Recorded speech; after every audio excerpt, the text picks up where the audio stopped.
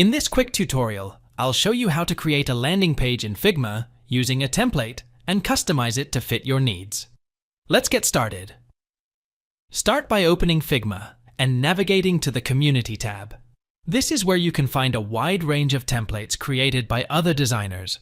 To find a landing page template, simply type landing page into the search bar. Browse through the results and select a template that suits your project.